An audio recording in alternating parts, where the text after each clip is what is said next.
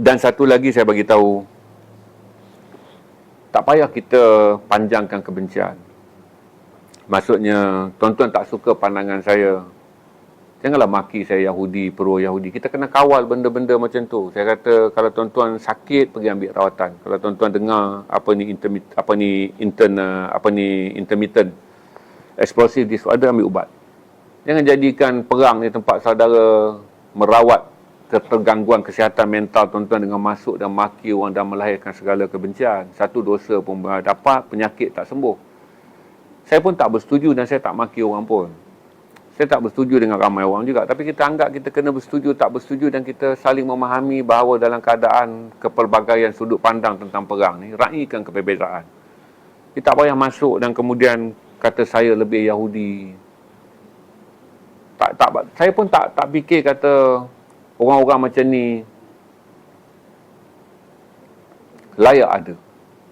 Ambil iktibar dengan kita faham lebih banyak tentang masalah saudara kita. Kita menjadi lebih memahami. Saya bercakap begini takkanlah saya seorang pro Yahudi. Kalau tuan-tuan nakkan perang, tuan-tuan stream dan nyatakan pandangan tuan-tuan tentang perang. Ramai orang boleh menyatakan pandangan kerana akhirnya pilihan yang ada pun dua. Kalau kita rasa berperang akan menjadikan lebih banyak kepantasan Israel meluaskan wilayah the greatest Israel, maka kita kata kita tak bersedia untuk perang, maka kita ambil pilihan yang kedua, iaitu mau tak mau pun sempadan tu akan dipecahkan. Dan sempadan dipecahkan confirm. Cuma sama ada Mesir akan memerangi Israel atau Mesir akan absorb pelarian dan kemudiannya minta bantuan daripada negara Arab untuk membangunkan wilayah Sinai dan wilayah Rafah Mesir sebagai wilayah pelarian baru untuk orang-orang Palestin. Kalau kita fikir sekarang untuk menghantar perang ke Gaza, macam saya bagi tahu tak mungkin dilakukan kerana risiko ni agak besar. Kerana kita ada di Malaysia tuan-tuan, kita melihat dalam mata, menilai pada logik kita. Perang lah, berapa tunggu, kamu negara Arab ramai penduduk. Tapi orang yang berada di Arab memikirkan ketika mereka tidak memiliki senjata untuk menangkis peluru berpandu.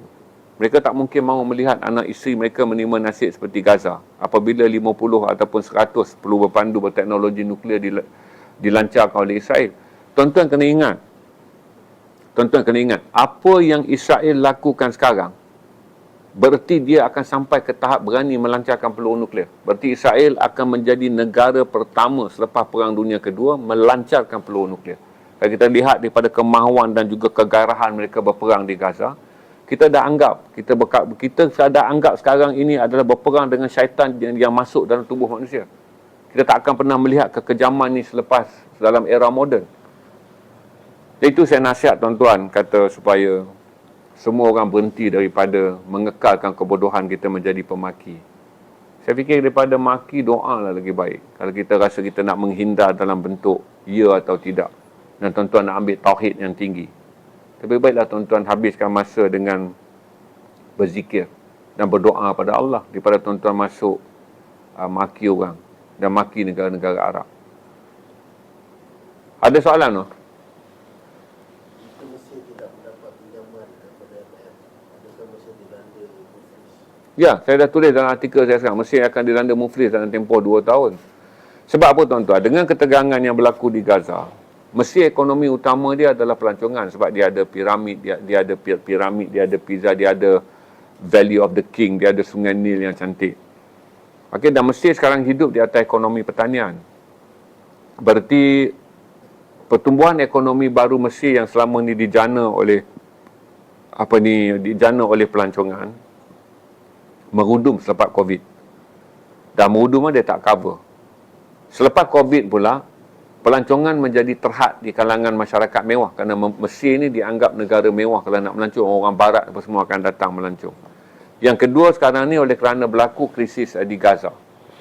Pantai Sheikh Arsham dia yang sangat terkenal. Saya kalau salah sebutlah tuan-tuan, saya salah sebut, minta maaf tau. Sheikh Arsham ni pantai dia yang sangat glamour di kalangan orang barat kerana itulah pantai yang sangat barat.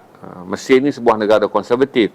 Tapi Sheikh Arsham ni dijadikan pantai yang sangat barat lah. Orang luar boleh pergi mandi apa semua dan popular. Dan dia lumpuh ekonomi dia. Dan bila berlaku ketegangan perang ni pun, lagi orang tak akan masuk ke Mesir kerana orang takut tak boleh keluar kalau berlaku perang pada bila-bila masa. Jadi Mesir kalau dia, ini saya masuk ke perbualan yang lebih mudah. Okey, pada tahun 2013,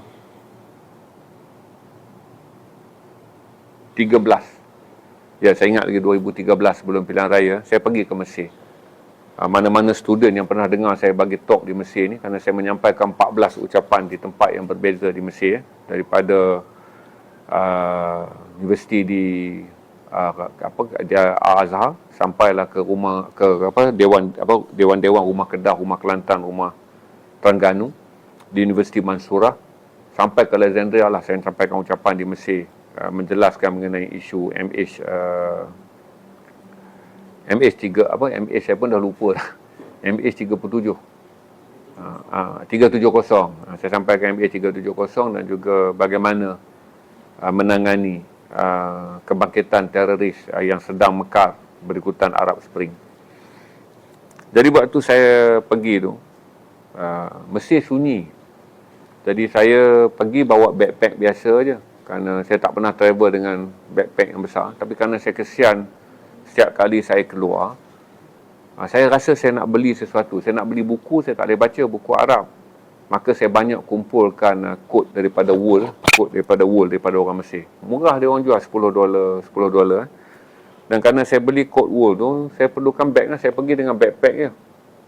Untuk menyampaikan ceramah atas undangan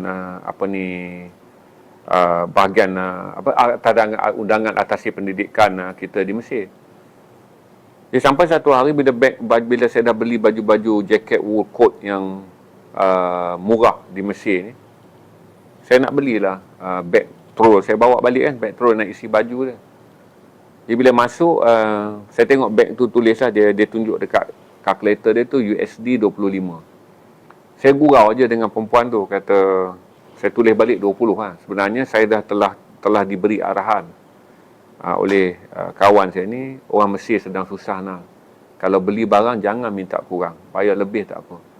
Tapi sebab saya pun nakal dekat luar, dan gadis yang jual beg tu lawa, saya bergurau dengan dia, tulis 20. Dia macam termenung lah, kalau tak bagi dia tak ada sale kan. Kalau tak bagi dia tak ada sale. Okay? Kalau bagi dia rasa macam apalah orang Malaysia ni, $5 pun berkira. Jadi saya tak tukar duit mata wang Mesir, saya bagilah $50 duit kita. Jadi dia pun pergi ke kaunter, dia kata dia tak cukup duit buat balik ni. Saya dah gurau dengan dia. Laki-laki akan ada nakal dia sebab dia seorang gadis Mesir yang cantik. Tak, saya kata sebenarnya hadiah. Saya tak tahu cakap Arab kan. Hadiah ni adalah sebut sedekah sensitif.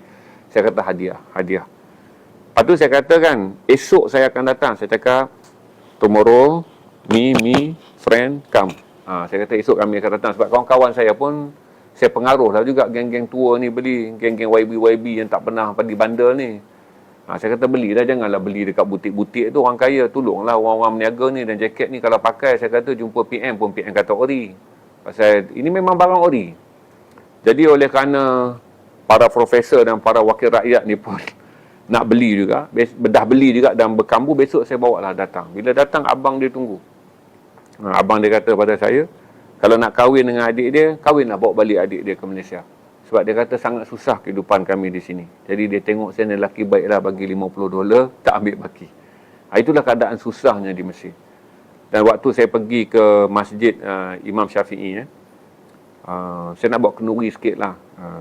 Saya nak bawa kenduri sikit untuk arwah bapa saya. Saya dah niat dah lah sampai ke masjid Imam Syafi'i ni, walaupun orang nak bergambar sandar di tiang Imam Syafi'i. Saya masuk ni tuan-tuan berdiri, tengok tiang Imam Syafi'i mengajar ni, lillahi ta'ala.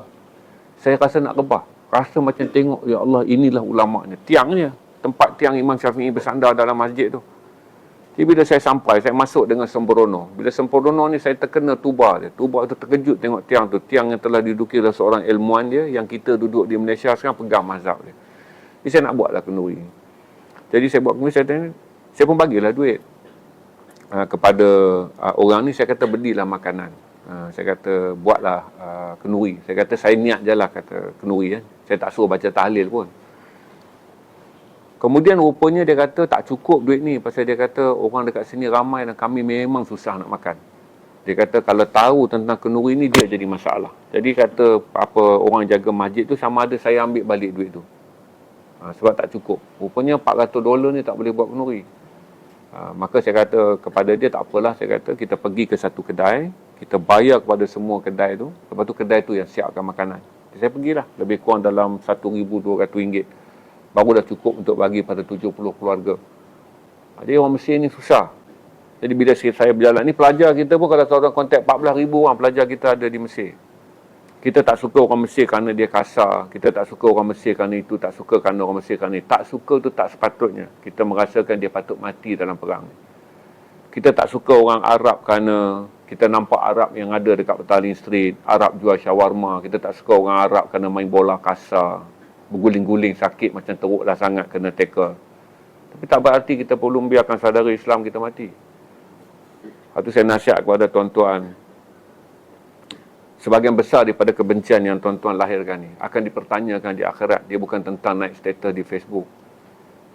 Bukan. Saya pun tak anggap saya buat ni ibadat. Tapi saya ada ketakutan, kata kalaulah ada banyak dosa yang lepas, saya tak boleh minta ampun pada Allah. Saya diselamatkan oleh kebaikan saya kerana saya hari-hari bercakap tentang orang Islam yang lain. Jadi berhenti daripada maki orang. Kerana tak suka tak bererti kita perlu maki. Tak suka tak bererti kita perlu hina. Kita pun ramai orang tak suka kita. Dan kita tak mahu kita dimaki. Dan kita pun tahu ramai orang memandang hina pada kita. Kalau boleh mereka tak menuturkannya. Kerana menuturkannya akan lebih melukakan hati kita. Jadi orang tak suka kita, orang pandang hina kat kita. Kita tahu itu akan berlaku fitrah hidup. Tapi kita mohon Allah lindung supaya hinaan dan juga makian tu tak kena pada kita. Walaupun dia ada. Itu salah satu melindung diri kita. Kita mohon, ya Allah, kalau adalah hinaan orang yang akan cederakan diri kita. Kalau adalah maki hamun orang yang akan memalukan kita, maka halanglah benda tu berlaku untuk tutup aib kita. Jadi kita pun janganlah maki orang. Kita pun janganlah hina orang. Supaya kita tidak mengaibkan orang tu. Dengan tidak mengaibkan orang tu, kalau ada aib yang nak datang pada kita, Allah pelihara. Tasawuf ni kita belajar banyak, tuan-tuan, tentang penjernihan dan pembersihan hati ni. Sebab tu saya ingatkan, tuan-tuan, apa yang kita buat, itulah yang kita dapat. Kalau kita menanam kebencian dengan memburukkan orang lain, berarti orang lain juga akan menumbuhkan kebencian dan kemudian akan memburukkan kita. Okey, itulah jawapan saya. Miskin.